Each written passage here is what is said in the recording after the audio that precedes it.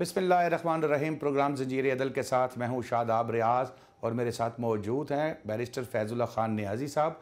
नाज़रीन, आज हम सबसे पहले बात करेंगे तहरीक अदम एतमाद की, जो कि इस वक्त पाकिस्तान में कराची से खैबर तक टॉक ऑफ द टाउन है। जिससे भी बात करें तहरीक अदम एतमाद पे बात की जा रही है।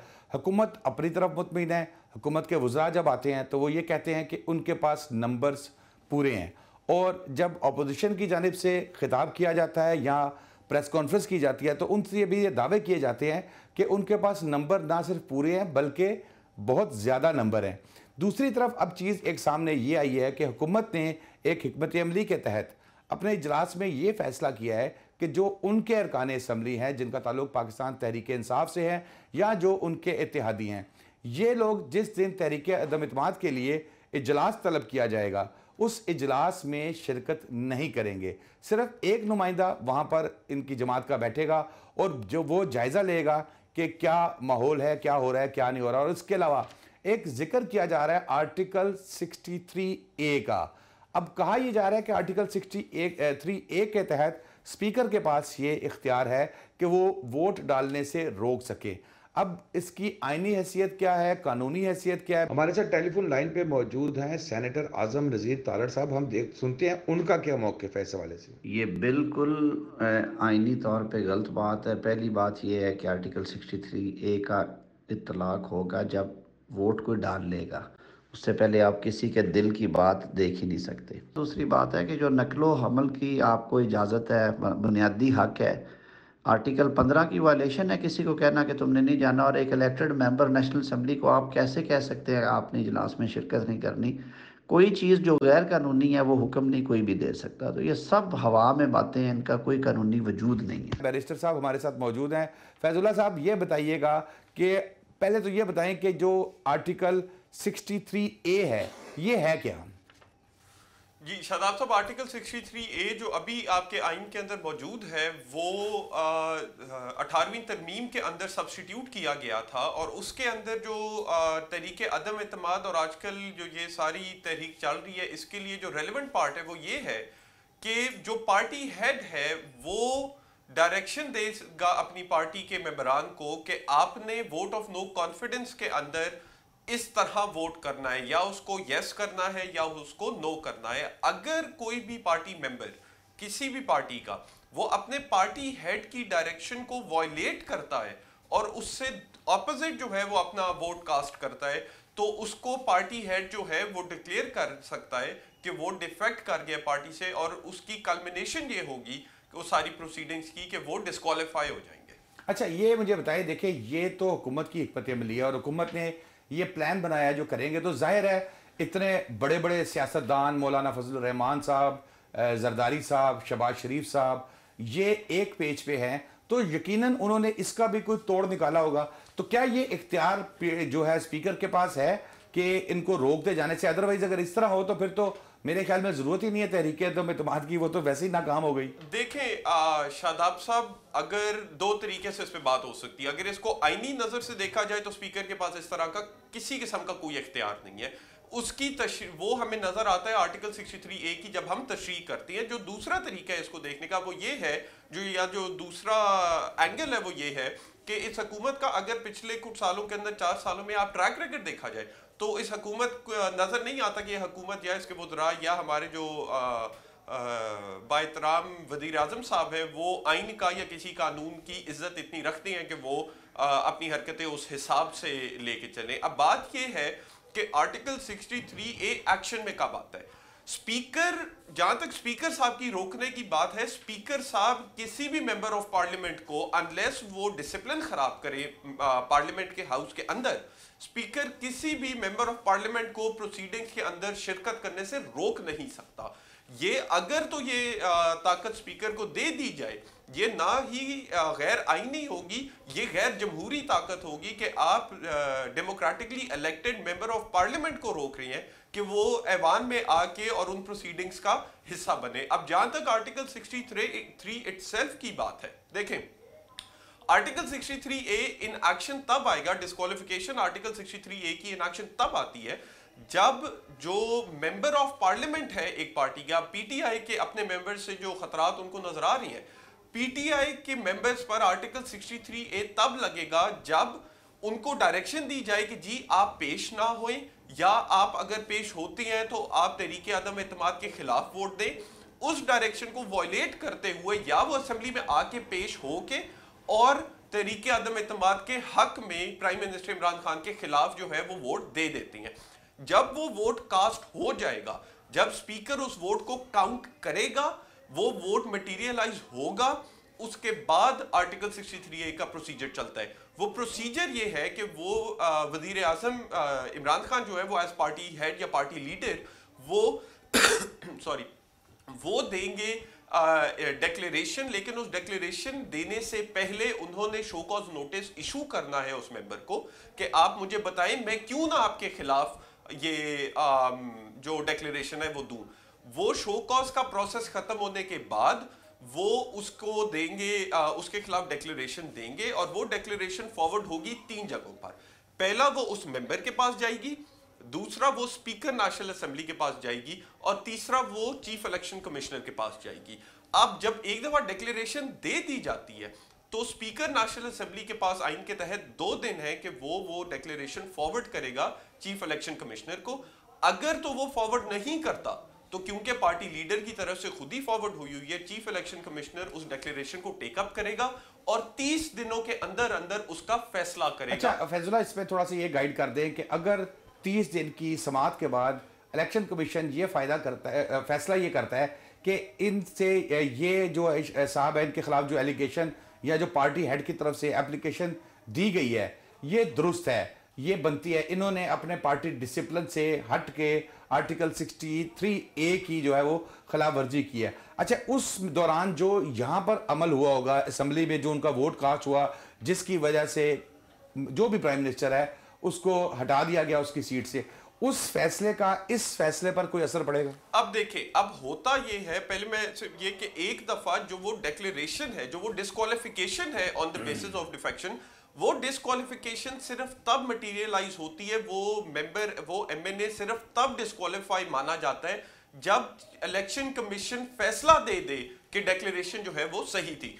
अब ये सारा वोट वाले दिन से अगर हम सपोज कर लें कि वोट जो है वो आज 10 मार्च को होता है, वोट वाले दिन से कम से कम 40 से 44 दिन लगेंगे ये इलेक्शन कमीशन को ये सारा प्रोसेस जो है ये कंप्लीट होके इलेक्शन कमीशन का फैसला आने में। अब आर्टिकल 95(4) हमें कहता है कि जब वजीर आजम के खिलाफ वोट ऑफ नो कॉन्फिडेंस पास हो जाए, एक दफा पास हो जाए, वजीर आजम उसी वक्त वजीर आजम नहीं रहते, वो ही सीजेस टू होल्ड ऑफिस। अब बात यह है कि इसके ऊपर जो सोशल मीडिया पे भी और जो बहुत लोगों की सामने की बहस है, वो बहस ये है कि क्या वोट माना जाएगा या वोट नहीं माना जाएगा।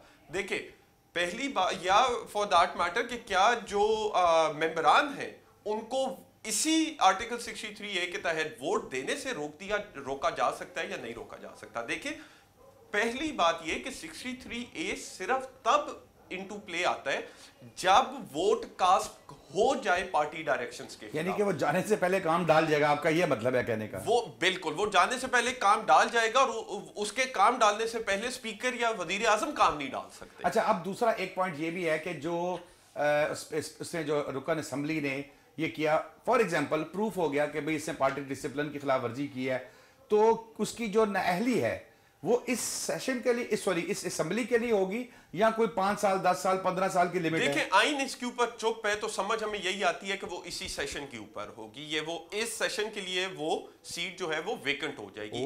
तो इस तरह तो फिर इसका मतलब ये है कि अगर किसी MP MNA को पीपल्स पार्टी, तहरीके ये मुस्लिम लीग नून या मौलाना फजलुर रहमान साहब की जो जमात है वो यकीन दहानी करा दे कि भाई टिकट मेरा अगला आपका है, तो वो खुल के सामने आ सकता है? बिल्कुल सामने आ सकता है और वो आएगा। देखें, तहरीके अदम एतमाद जो है उसके पीछे लॉजिक ही यही है। बात यह है कि अगर इमरान खान वजीर आजम बने हैं तो उसका मतलब यह है कि majority of parliament Imran Khan को वजीर आजम चाहती है। जाहिर सी बात है कि इमरान खान इस वक्त इलेक्टेड लार्जेस्ट पार्टी है पार्लियामेंट के अंदर, तो फिर इमरान खान की पार्टी के भी लोग चाहते हैं कि वो वजीर आजम बनेंगे, तभी वो बने हैं। अगर इमरान खान के पार्टी के लोग चाहेंगे कि वो वजीर आजम ना रहे, सिर्फ तब तहरीके अदम एतमाद जो है वो काम आती है। तहरीके अदम इत्तेमाद का मकसद ही ये है कि मेंबरान पार्लियामेंट का अब ये मौकफ है कि वजीर आजम उनका इत्तेमाद खो बैठे हैं। वजीर आजम जो है वो फिट नहीं है मुल्क का वजीर आजम होने के लिए। तो ये जो वोट वाली बात है कि आर्टिकल 63A के तहत वोट जो है वो जाया हो जाएगा, वो हो नहीं सकता। अगर आप एक बंदे को डिस्क्वालीफाई ही इसी बात पे कर रही हैं कि उसने वोट आपके खिलाफ डाला है, तो वो वोट आप मानेंगे तो वो डिस्क्वालीफाई होगा। अगर आप ये कह दें कि जी वो वोट उसने वोट जो है वो कैंसिल हो गया, तो फिर उसने वोट तो आपके खिलाफ नहीं डाला। कानूनी तौर पे अगर एक चीज कैंसिल हो जाए या एक चीज वॉइड डिक्लेयर हो जाए तो वो चीज ऐसे देखी जाती है कि वो होया ही नहीं है। अगर वोट कैंसिल हो गया, अगर हम ये कह दें कि आर्टिकल 63A, जो कि आर्टिकल 63A नहीं कहता, कोई शिक नहीं है आर्टिकल 63A के अंदर जो ये कहे या बाकी आइन के किसी आर्टिकल में जो ये कहे कि अगर आर्टिकल 63A की डिस्क्वालिफिकेशन लगेगी तो उसका वोट जो है वो कैंसिल हो जाएगा या वो गिना नहीं जाएगा।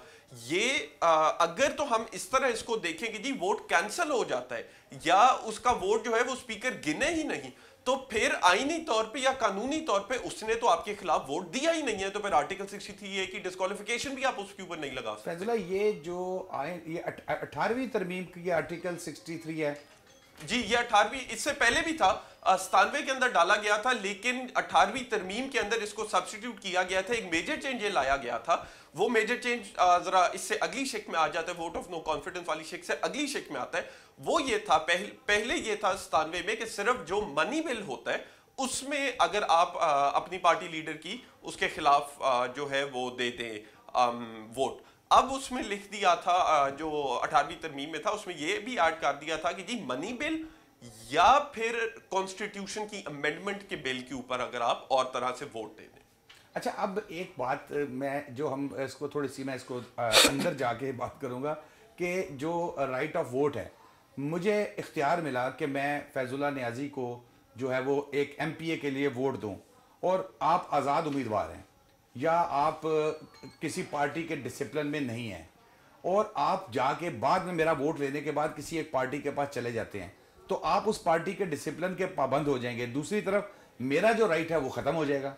नहीं, बिल्कुल, वो बेसिकली आर्टिकल 63A जो है ये वो फ्लोर क्रॉसिंग या हॉर्स ट्रेडिंग के खिलाफ एक बनाया गया था मैकेनिज्म। लेकिन हम आर्टिकल 63A को इस तरह नहीं उसकी तशरीह की जा सकती या उसका इस्तेमाल इस तरह नहीं हो सकता कि हम डेमोक्रेटिक प्रोसेस जो है या इलेक्शन ऑफ प्राइम मिनिस्टर का या रिमूवल ऑफ प्राइम मिनिस्टर का through a vote of no confidence हम उसको मुतासिर कर दें कि हम ऐसी आर्टिकल 63A की तशरीह कर दें कि एक अगर नाअहल प्राइम मिनिस्टर हमारे ऊपर मुसल्लत हो गया है तो उस प्राइम मिनिस्टर को हटाने का कोई तरीका नहीं है और 2023 तक मुल्क का जो बेड़ा गर्क होता है वो होता रहे और हम सारे बैठ के देखते रहे। आर्टिकल 63A, और यहाँ पे एक एडिशनल बात ये भी कर दूं कि ये वाला जो आर्टिकल 63A की डिबेट है ये तो वैसे भी रिडंडेंट हो जाएगी, खत्म हो जाएगी अगर हुकूमत के इत्तेहादी हुकूमत के खिलाफ आ जाए, क्योंकि हुकूमत अच्छा, यही मैं पूछना चाह रहा था। देखिए, ये तो अब हम नहीं कह सकते कि वजीर आजम साहब जो है, जाहिर है उनसे जहाँ लोग उनके खिलाफ तहरीक अदम एतमाद लेके आ रहे हैं वहाँ फैजुल्ला लाखों लोग ऐसे भी हैं जो अभी भी वजीर आजम साहब से मोहब्बत करते हैं और वो समझते हैं कि जो उनकी पॉलिसीज़ हैं, उनकी जो डायरेक्शन है वो दुरुस्त सिमत में है और अल्टीमेटली पाकिस्तान जो है वो तरक्की की राह पर गामजान होगा। ये दोनों साइडों से जाहिर है वो है। अब हम बात करते हैं इत्तेहादियों के हवाले से, तो किसी आर्टिकल की कोई पाबंदी, रुकावट इत्तेहादियों के लिए भी है, जैसे मुस्लिम लीग काफ है? बिल्कुल इस तरह की कोई पाबंदी नहीं है। देखें, आर्टिकल 63A कहता है कि पार्टी लीडर अपने पार्टी के बंदे के ऊपर जो है वो डिक्लेरेशन दे सकता है। क्या नाम है, इमरान खान जो है वो काफली के बंदे को तो नहीं कह सकता कि ये डिफेक्ट कर गया। इमरान खान जो है वो MQM के बंदों को तो नहीं कह सकता, वो बलोचिस्तान अवामी पार्टी के बंदों को तो नहीं कह सकता। लेकिन पार्टी लीडर सिर्फ अपनी पार्टी पे। लेकिन अगर चौधरी परवेज इलाही साहब ये कहते हैं काफ लीग के लोगों को कि भाई ये हमारे एलाइज हैं, हमने इनके साथ चलना है, और कोई उनका MNA उनके साथ देने से इनकार करके अपोजिशन के साथ मिल जाता है, तो क्या उसके ऊपर ये क्लॉज लग सकती है? पार्टी का लीडर अपने बंदों को कह सकता है, पार्टी का लीडर अपने इत्तेहादी के बंदे को नहीं कह सकता। पार्टी, ये जो आर्टिकल 63A है ये पार्टी के मुहकफ, पॉलिटिकल पार्टी के मुहकफ से हटने पर है, ये इत्तेहादी के पॉलिटिकल पार्टी के मुहकफ से हटने का नहीं है। तो इमरान खान 63A सिर्फ अपने लोगों पर कह सकते हैं, इमरान खान 63 अपने एहतियाती जमातों के लोगों के ऊपर नहीं लगा सकता। अब बात कर लें थोड़ा सा पंजाब के हवाले से भी, पहले ब्रेक ले लें फैजुल्ला, ब्रेक के बाद वापस आते हैं। तो फिर पंजाब में भी क्योंकि सियासत काफ़ी ज़्यादा गर्म है और यहाँ पर भी बात यही की जा रही है कि जो वज़ीर आला उस्मान बुज़दार साहब हैं इनको हटाया जाए, और ज़ाहिर है अगर नहीं हटाएंगे तो अल्टीमेटली यहाँ पर भी तहरीक अदम एतमाद का ही जो है वो मामला सामने आएगा। ब्रेक के बाद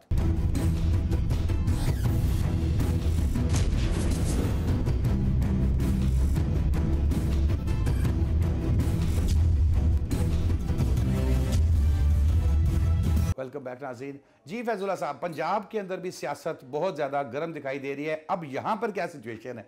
यहाँ ये सिचुएशन है कि जो अलीम खान साहब हैं, जो जहांगीर तरीन साहब हैं, इनके जो चाहने वाले हैं, यकीनन जो जिनका ताल्लुक पीटीआई से ही है, पीटीआई की टिकट से ही जो है वो इलेक्शन उन्होंने कॉन्टेस्ट किया है, या कुछ आज़ाद लोग हैं जिनको साथ तरीन साहब ने जहाज़ में बिठा के लेके आए थे। अच्छा, अब अगर यहाँ से कोई इस किस्म की मूवमेंट होती है, फॉरवर्ड ब्लॉक बना लिया जाता है, तो क्या वो भी आर्टिकल 63A?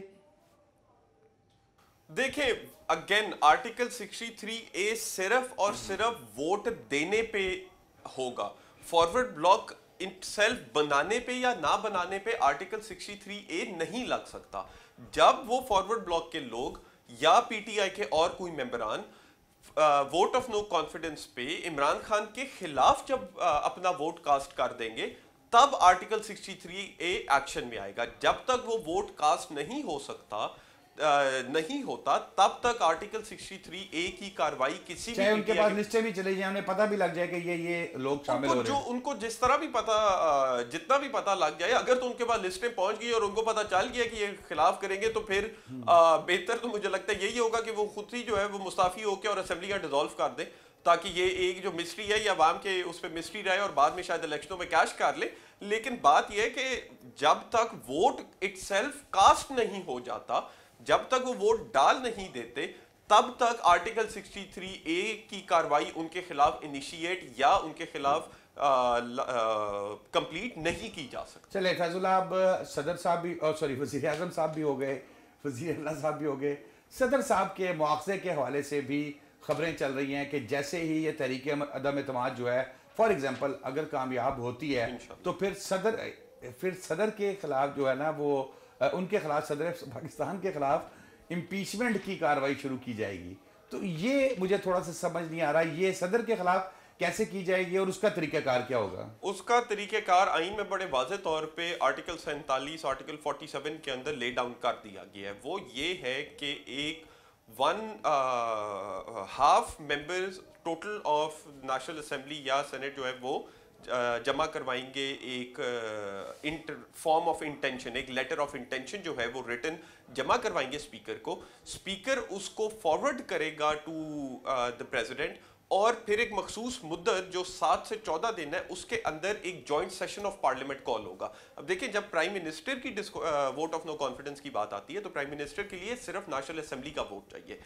आइन का आर्टिकल 47 हमें यह बताता है कि जब सदर के खिलाफ आएगी तो फिर जॉइंट सेशन ऑफ पार्लियामेंट यानी कि नेशनल असेंबली और सेनेट के कुल मेंबरान के अंदर से 2/3 अक्सरियत के साथ ये पास होनी चाहिए। उससे पहले जॉइंट सेशन होगा। उस जॉइंट सेशन के अंदर उस जॉइंट सेशन के पास ये पावर होगी कि जो ग्राउंड्स हैं जो उन्होंने अपनी इंटेंशन में बताने हैं कि इन ग्राउंड्स के ऊपर, इन चार्जेस के ऊपर जो प्रेसिडेंट है उसके खिलाफ इंपीचमेंट की प्रोसीडिंग्स लाई जा रही हैं, ये वो ग्राउंड्स हैं जिनके तहत हमें लगता है कि प्रेसिडेंट अब जो है वो प्रेसिडेंट नहीं रहना चाहिए, उसकी नाअहली हो। नहीं, वैसे और तो फैसला इस तरह की प्रैक्टिस ही होती है कि जब मिसाल के तौर पे तहरीक अदम एतमाद कामयाब हो जाती है किसी भी प्राइम मिनिस्टर के खिलाफ, तो उनके जो प्रेसिडेंट हैं वो खुद ही रिजाइन कर देते हैं। देखिए, वो अब कैबिनेट तो ऑटोमेटिकली चली जाती है जब प्राइम मिनिस्टर की सीट खाली होती है, तो जो प्राइम मिनिस्टर की अपॉइंटेड कैबिनेट है वो तो ऑटोमेटिकली चली जाती है। अब मेरी नज़र में, और ये मेरी अपनी राय ये है कि आईनी, जमहूरी और मॉरली मुझे लगता है यही करना चाहिए कि अगर प्राइम मिनिस्टर साहब जो हैं वो रिमूव हो गए हैं तो उसके बाद असेंबलीज डिसॉल्व करके नए इलेक्शन करवाने चाहिए, ताकि एक नई हुकूमत को नया मैंडेट, नया मंशूर मिले और वो उसके ऊपर काम करे। प्रेसिडेंट साहब अब खुद रिजाइन करते हैं या प्रेसिडेंट साहब खुद रिजाइन नहीं करते, ये प्रेसिडेंट साहब के अपनी जमहूरी या आईनी या मॉरल स्टैंडिंग के अच्छा ऊपर होगा फैजुल्ला, कि ये उनको क्या एक क्वेश्चन इसमें ये साथ पहले मिस हो गया था। ये जब स्पीकर के पास नो कॉन्फिडेंस मूव जो है स्पीकर ऑफिस के अंदर उसमें जमा करवा दी जाती है, तो आइन क्या कहता है कि कितने दिनों में वो इजलास बुलाने के पाबंद होंगे? देखिए, आइन ये कहता है कि 14 दिन के अंदर जब requisition for calling a session आती है, उसके 14 दिन के अंदर अंदर जो है वो पार्लियामेंट का सेशन कॉल होना है। अब वो पहले दिन भी कॉल कर सकती हैं और वो 14वें दिन भी कॉल कर सकते हैं, लेकिन वो 15वें दिन से पहले पहले उन्होंने कॉल अच्छा, करनी है विदिन 14 अगर नहीं करते 15वें दिन भी? वो आइन उनको इस चीज की इजाजत नहीं देता। फिर मेरा जो मौकफ है वो ये है कि फिर प्रेसिडेंट को कॉल करना पड़ेगा सेशन। ये बड़ी थ्योरेटिकली तो ये एक सवाल है, लेकिन प्रैक्टिकली मुझे नहीं लगता कि ये इस तरह की सूरत जो है वो आ सकती है। अब जो एक दफा असेंबली का सेशन कॉल हो जाएगा तो फिर पहले दिन ये रेजोल्यूशन मूव की जाएगी वोट ऑफ नो कॉन्फिडेंस की। एक दफा रेजोल्यूशन मूव कर दी गई। अच्छा, अभी तो ये कह रहे हैं जो एक रुकन असेंबली का इंतकाल हुआ था, अभी पहले दिन उनकी कंडोलेंस के अंदर जो है वो सिर्फ दुआ की जाएगी और इजलास अगले दिन पे मुलतवी किया जा सकता है। अब उसका देखें, डिले ये लोग जितना करना चाहें वो तो ये उतना डिले करेंगे। ये पार्लियामेंट का सेशन कॉल करके और फिर पार्लियामेंट का सेशन प्रोरोग कर देंगे। अगर आप जो तरीके हैं ये प्रोसेस सारा ये डेमोक्रेटिक प्रोसेस अब्यूज करने का, उसके तो बहुत ज्यादा इनके पास तरीके हैं। सवाल ये है कि क्या आइन इस चीज की इजाजत नहीं देता। अगर वोट ऑफ नो कॉन्फिडेंस की रेजोल्यूशन इनको पता है टेबल होनी है, तो इनको चाहिए कि पहले दिन ही वोट ऑफ नो कॉन्फिडेंस की रेजोल्यूशन टेबल करने दें। स्पीकर का जो ऑफिस है वो एक अनबायस्ड ऑफिस होता है। स्पीकर पार्टी लाइंस के ऊपर असेंबली की कार्रवाई नहीं आपको भी बड़ी अच्छी तरह पता है कि कभी भी अनबाइस्ड नहीं रहा, चाहे वो नून लीग की हुकूमत हो, चाहे वो पीपल्स पार्टी की हुकूमत हो, या ये मौजूदा वो बेशक होता है, लेकिन इस दफा मेरे ख्याल से कुछ ज्यादा ही पार्टी लाइंस जो है वो टो की जा रही है नेशनल असेंबली के अंदर। जब एक दफा सेशन कॉल हो जाएगा, पहले दिन टेबल रेजोल्यूशन जो है वो टेबल कर दी जाए, वो मूव कर दी जाए, तो उसमें उस resolution vote of no confidence की मूव करने के 3 दिन से पहले नहीं हो सकता और 7 दिन से के बाद नहीं हो सकता। तो ये 3 से 7 दिन के दरमियान जो है ये वोट ऑफ नो कॉन्फिडेंस जो है इसके ऊपर वोट लिया जाए। चलिए, अल्लाह खैर करे। अल्लाह से दुआ करनी चाहिए कि कामयाब हो या नाकाम हो, दोनों सूरतों में वो हो जो इस मुमलिकत के लिए, इस मुल्क के लिए, इस पाकिस्तान के लिए अच्छा है। क्योंकि आगे ही हम बेशुमार मसाइल से दो चार हैं, मुआशी मसाइल से दो चार हैं, हमारी सरहदों पे मसाइल हैं, दहशत गर्दी के हमले हो रहे हैं और बहुत से मसाइल हैं।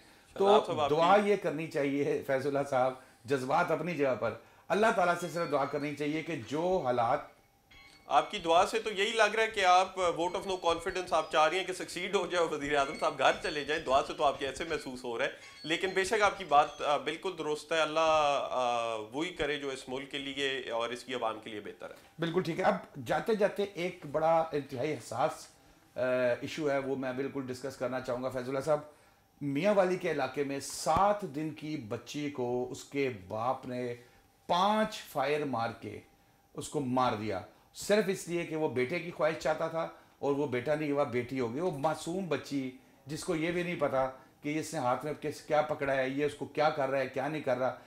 इतना जुल्म फैजुल्ला, क्या इंसान इस हद तक घटिया हो गया है?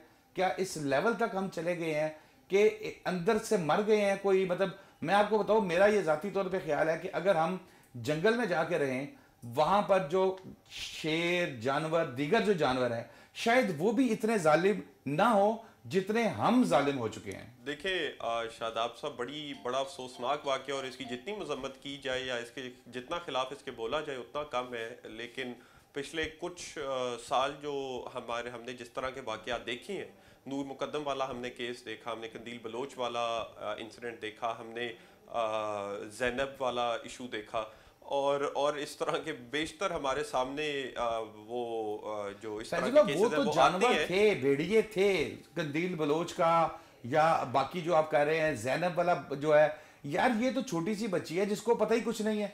वो तो स्वायर इसके लिए देखे, मेरा जो ख्याल है कि इसके लिए करना ये चाहिए कि जल्द अज जल्द इसको, अब गिरफ्तार तो आज कर लिया गया, जल्द अज जल्द इसका मुकदमा जो है वो कंप्लीट किया जाए, और जब इसके खिलाफ जजमेंट आ जाती है तो इसको एक तो ये कि जी जो भी बहाना हो, जो कुछ भी हो, जिस तरह का ये डिफेंस देना चाहिए, मुझे लगता है इस केस के अंदर सजाए मौत से नीचे की जो सजा है वो नाकाबिले कबूल है। लेकिन और साथ ये भी है कि इस तरह के जो केसेस हो जहाँ पे इस हद पे जाके दरिंदगी की हो, उधर के उन केसेस के लिए हमारी अदालतों को चाहिए कि फास्ट ट्रैक करके ट्रायल डे बाय डे चलाएं, रेफरेंस बने सजाए मौत का, हाई कोर्ट अगले दिन उसको टेकअप करे, उसको अगले दिन डे बाय डे उसको वहां पे चलाएं। आपको ऐसा नहीं लगता कि जो हमारा ज़ाब्ता फौजदारी है जिसके तहत ये सजाएं दी जाती हैं, इसके अंदर बहुत सी तरमीम की ज़रूरत है, इसको ज़रा बेहतर करने की ज़रूरत है? क्योंकि देखिए